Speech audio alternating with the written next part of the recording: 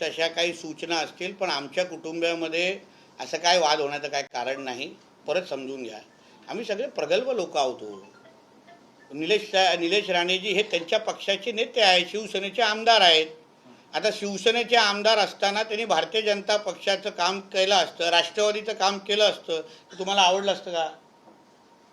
आवडलं असतं का? आमच्या राणे साहेबांनी हे संस्कारच आमच्यावर टाकलेले आहेत.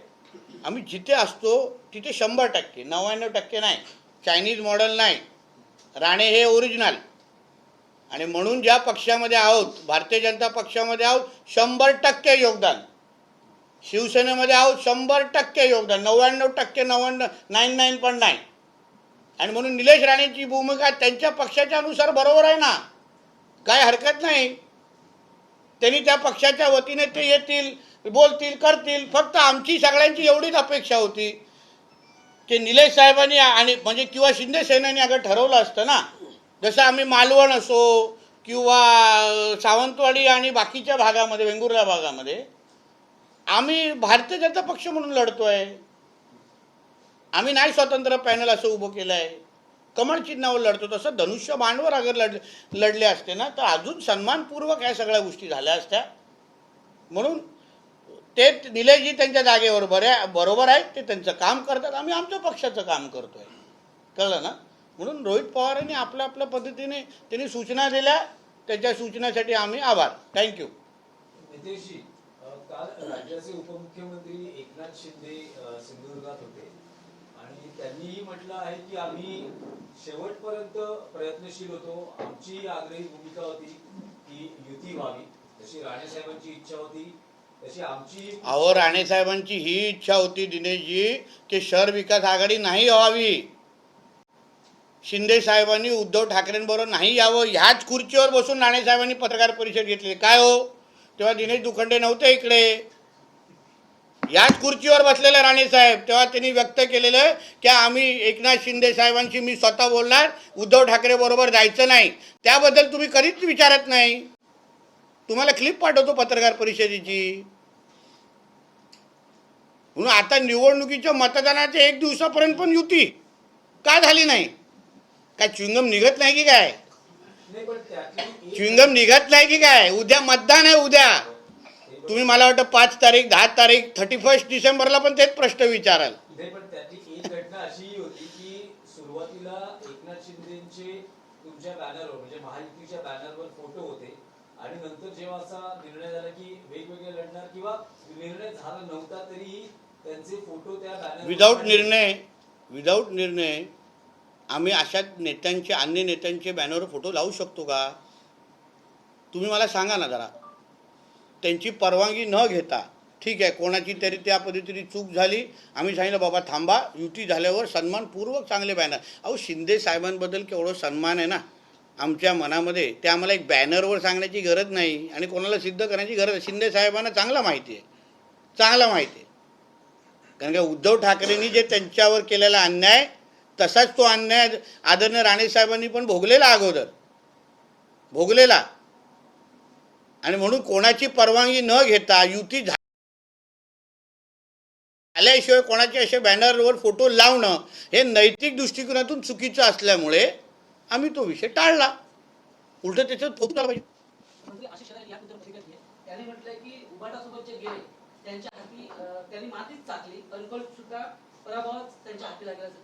अहो, प्रकार का उबाटा हे लोक ना उद्धव ठाकरेचे पण होऊ शकले नाही. संदेश पारकरांनी त्याचाच कचरा करून टाकलाय.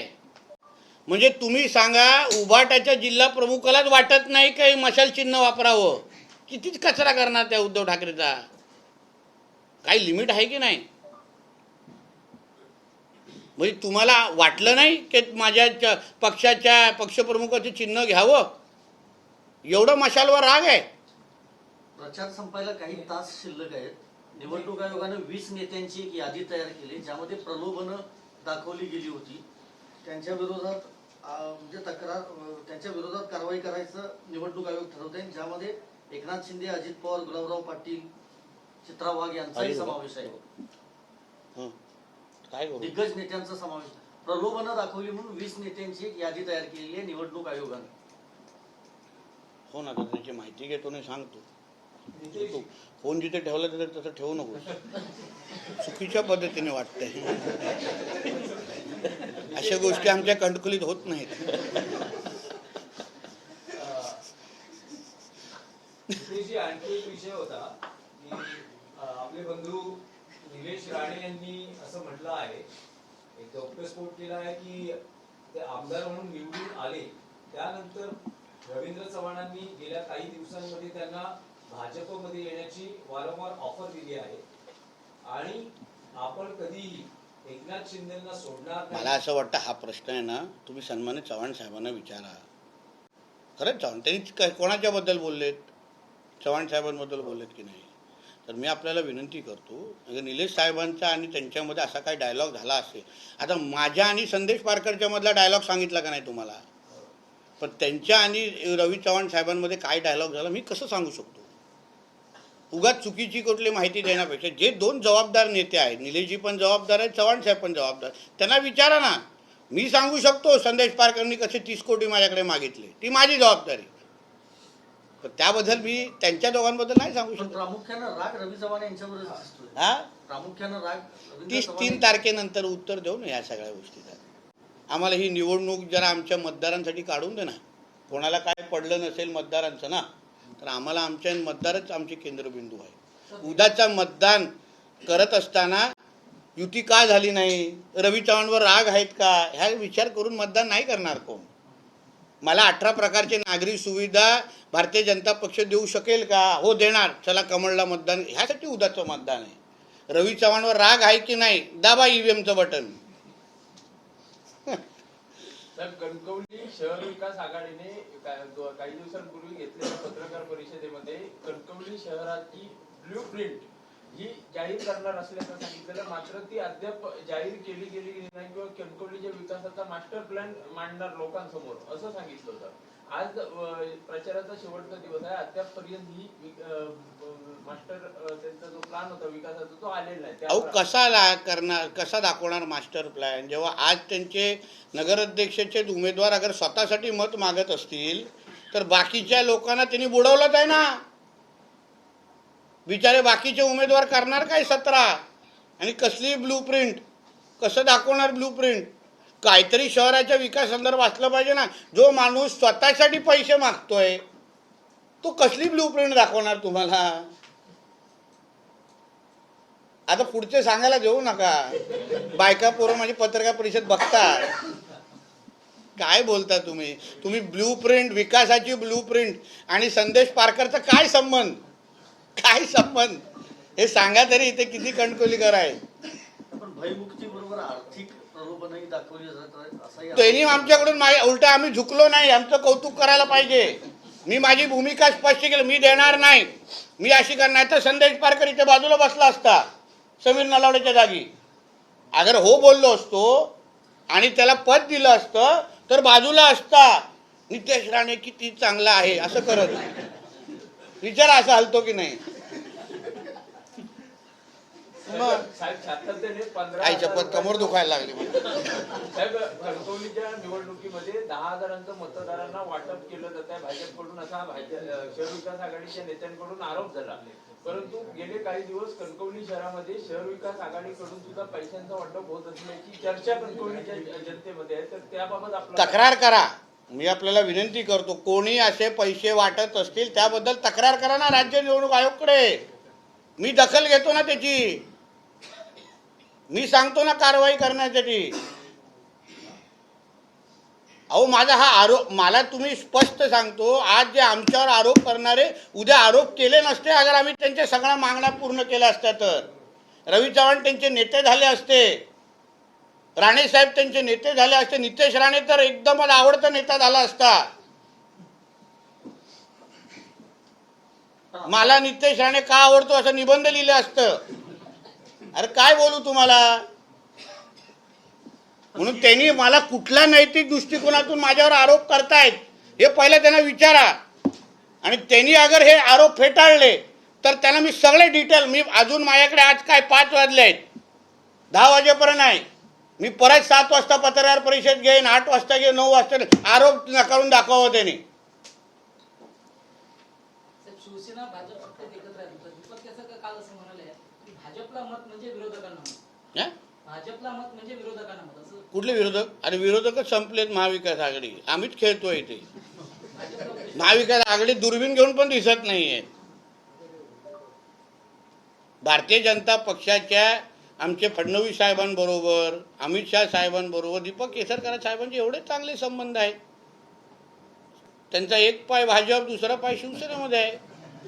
ह्या सगळ्या निवडणुकी हा, थांब ना जरा, व्यवस्थित उत्तर. काय प्रॉब्लेम आहे? तुला कोल्हापूर सुखरूप पाठवतो मी. कॉन्क्रीटचा रस्ता केला मी गगनबावड्याचा, बघ जरा. मग ते 2024ला भारतीय जनता पक्षाच्या वतीने लढवणार होते आमदारकी. विचारा हा की नाही आमचे दीपक केसरकर साहेब, सांगा ना. अहो काय, मी आतापर्यंत नैतिकता पाळली, मी काय बोललो नाही. बोलण्यासारखं खूप आहे, पण शेवटी ही निवडणूकच अगर तुम्ही दुसरीकडे भरकटत असाल ना, तर मला 10% बोलायला लागलं आता. म्हणून माझं म्हणणं आहे की मतदारांना खोटं बोलू नका, मतदारांशी खरं बोलून तुम्ही मतदान मागा. भारतीय जनता पक्षाला तुम्हाला एवढी का ॲलर्जी होते हे आम्हाला माहीत नाही, कारण का तुम्ही सगळ्या बाबतीमध्ये भारतीय जनता पक्षाच्याच नेते मंडळांना मदत मागतात, त्यांनाच मानता.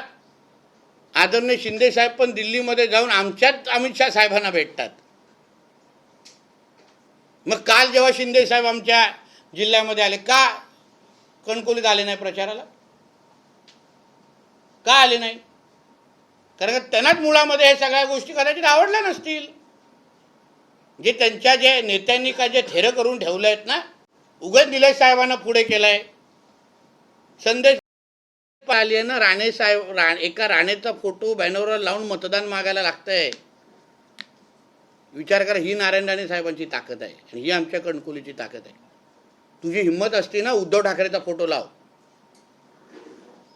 का गप्प बसले वैभव नाईक आणि त्यांचा तो युवा प्रमुख, त्याचा भाऊ का गप्प बसलाय? उद्धव ठाकरे साहेबांच्या मुलाचा फोटो लावून तुम्हाला मतदार मागण्याची पाळी तुमच्यावर आलेली आहे. कारण तुमचा उद्धव ठाकरे तुम्हीच स्वीकारले की संपलेला आहे तो. बोल. महायुतीतले सगळे नेते आता अरे थांबा ना, हे थांब ना नितेशजी, मी कुठे पळत नाही, थांब ना, ह्याचं घेतो ना. आता तुम्ही जे केलं त्याबद्दल विचारायचंय की तुम्ही थांबा, ह्याचं घेतो पण. नगरपालिका नगरपंचायतीच्या सगळ्या या निवडणुकीमध्ये मुख्यमंत्री, दोन्ही उपमुख्यमंत्री, तुम्ही सगळे महायुतीतले नेते पायाला भिंगरी लावून सगळे प्रचार करताय. मात्र ठाकरे बंधू मुंबईच्या बाहेर कुठंच दिसले नाहीत प्रचाराला. अरे कुर्ता खराब होणार ना, भांग बिंग खराब होईल ना, अशी हवा बिवा लागेल आम्हाला धूळविळची सवय आहे. ते काय मेकअप बिकअप खराब होतो ना, त्याच्यामुळे घाम बी मिळेल. मुंबई महापालिकेसाठीच त्यांचा प्रयत्न चाललाय. मुंबई महापालिकेमध्ये हिंदुत्वाचा झेंडा फडकणार, भारतीय जनता पक्ष आणि महायुतीचा झेंडा फडकणार. आमची मुंबईचा DNA हा हिंदुत्वाचाच आहे आणि म्हणून हे दोघं कितीही एकत्र आले तरी या जिहादी हृदय सम्राटकडे आमची मुंबई आम्ही द्यायला देणार नाही. आदरणीय देवेंद्र फडणवीस साहेब, आदरणीय आमचे अमित साटम यांच्या नेतृत्वाखाली हिंदुत्वाचा भगवा झेंडा तिथे डौलानी मुंबई महापालिकेवर फडकणार. एवढं तुम्हाला स्पष्ट सांगतो, महायुतीचा भगवा फडकणार. नितेशजी, तुम्ही असं म्हणाला की दीपक केसरकर यांचा एक पाय शिवसेनेत आहे तर दुसरा पाय भाजपमध्ये आहे. हो. आणि 2024ला ते भाजपमधूनच निवडणूक लढवण्याच्या तयारीत होते.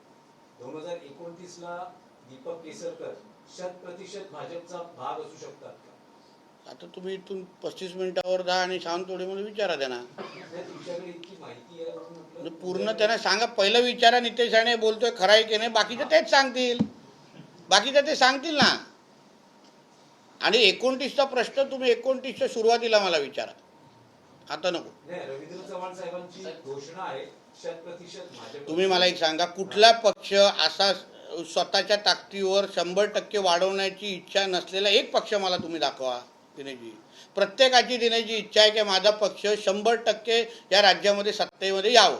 आज प्रदेश अध्यक्ष म्हणून त्या खुर्चीवर बसलेले आमचे चव्हाण साहेब ह्यांनी आपल्या पक्ष संघटनेलाच वाव देणं, पक्ष संघटनेलाच वाढवणं ही त्यांची नैतिक जबाबदारी आहे की नाही? आणि म्हणून त्यांच्याकडून तेच वक्तव्य अपेक्षित आहे. सरकार चालवण्याच्या वेळी देवेंद्र फडणवीस साहेबांनी महायुती या सगळ्या गोष्टी बोलून अतिशय त्यांच्या साजेसर आहे. पण आमचे चव्हाण साहेब बोलत असताना त्यांनी भारतीय जनता पक्षच वाढवणं हे त्यांच्या तोंडातून निघालंच पाहिजे. शहर विकास आघाडीच्या दोन्ही प्रचारात नाही, बॅनरवर नाही, मात्र काल पत्रकार परिषद घेऊन दोन्ही माजी आमदारांनी थेट आवाहन केलंय मतदारांना की भ्रष्टाचार मुक्त करण्यासाठी कणकवली नगरपंचायत संदेश पारकरांना निवडून द्या. म्हणून आता हे पत्र तुम्ही इथून तिथेच जाणार आहेत ना, विचारा त्यांना. नितेश राणे बोलतोय की तुम्हाला न विचारता 30 कोटी मागितले आहेत. आजूबाजूचे विचारतील अरे आमचं काय, त्याच्यातलेच आहेत ते, त्याच्यातलेच आहे. म्हणून ह्या लोकांना काही अर्थ नाही. आम्हाला विकासाच्या आधारे आज निधी आणण्याची क्षमता कोणामध्ये आहे हो, मुख्यमंत्री कोणाचा आहे हो. म्हणून अगर या राज्यामध्ये सबकुचच अगर देवाभाऊ असेल तर दुसऱ्याकडे जाण्याची गरज काय आपल्याला, दुसऱ्याकडे मतदान करण्याची गरजच नाही मतदार बंधू भगिनींना. बोला. साहेब, कणकवलीचा डीपी प्लॅन संदर्भात गेले काही दिवस चर्चा सुरू होती. नगरपंचायतीची कालावधी संपल्यानंतर हा डीपी प्लॅन जे काम होतं ते थांबलेलं. गेल्या काही दिवसांपासून भाजपच्या पदाधिकाऱ्यांनी या संदर्भात माजी आमदार राजन तेलींवर आरोप केले आहेत की शहरामध्ये ठराविक जागांवर जिल्हा परिषद अध्यक्ष असताना तेलींनी आरक्षण टाकली. येत्या काळात तुमची सत्ता आल्यावर त्याची डीपी प्लॅन संदर्भात आरक्षणाबाबत आपली काय भूमिका? बघा, डीपी प्लॅनच्या माध्यमातून शहराचं पुढच्या 25 वर्षाचं नियोजन करायचं असतं. म्हणून डीपी प्लॅन बनवत असताना अतिशय विचारपूर्वक, ह्याच्यामध्ये कोणीच राजकारण कुठल्या पद्धतीचे आणू नये असं मताचं मी. राजकारण याचा काही संबंध नाही. जे शहराला लागत असणाऱ्या ज्या ज्या फॅसिलिटीज आहेत, ज्या सुविधा आहेत, त्या सगळ्या देण्यासाठी अतिशय चांगलं नियोजन केलं जाईल. सगळ्याशी चर्चा विनिमय केलं जाईल, सगळ्यांशी बोललं जाईल, तज्ज्ञांशी चर्चा केली जाईल आणि कणकवली शहराला एक आदर्श शहर बनवण्यासाठी ज्या डीपी प्लॅनची गरज आहे त्या डीपी प्लॅन तयार केला जाईल आणि त्याची अंमलबजावणी केली जाईल. राणे सर, आता निलेशजी म्हणाले की होणारी युती तुटली रवींद्र चव्हाणांमुळे आणि रवींद्र चव्हाण राणे साहेबांचा ग्रुप तोडून स्वतःचा ग्रुप तयार करू पाहत आहे. कितपत तथ्य आहे? म्हणजे कुठे म्हणाले? आता मी ऐकलं नाही, ऐकल्यानंतर उत्तर देईन. मला तुम्हाला परत सांगतोय, यासाठी तुमच्याकडे 4, 5, 6, 7 डिसेंबर आहे ना हो. उद्याच्या मतदानाबद्दल आम्हाला जास्त चिंता आहे की उद्याच्या मतदान हे आमच्या मतदार विकासावर केलं पाहिजे, जेणेकरून आमची कणकर. तुम्ही आज उद्या संध्याकाळी इथून जाणार, आम्हालाच राहायचं आहे ते, आहे की नाही. म्हणून इथले कणकवली कशी असली पाहिजे, इथले वेंगुर्ला कसं असलं पाहिजे, इकडे सावंतवाडी असली पाहिजे, मालवण कसं, ह्याची चिंता आम्हाला असल्यामुळे त्यासाठी आम्ही मतदारांकडे मतदान मागतोय.